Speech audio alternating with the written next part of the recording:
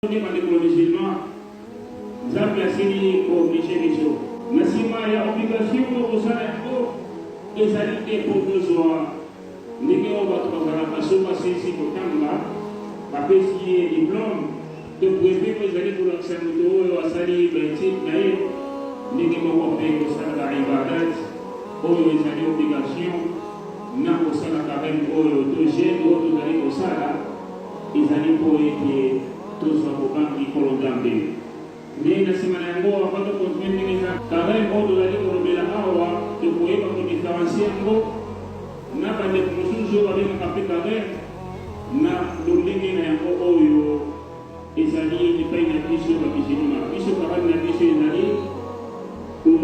nipe kisana kulia kwa fajiri na kubima afamu ni bima na kama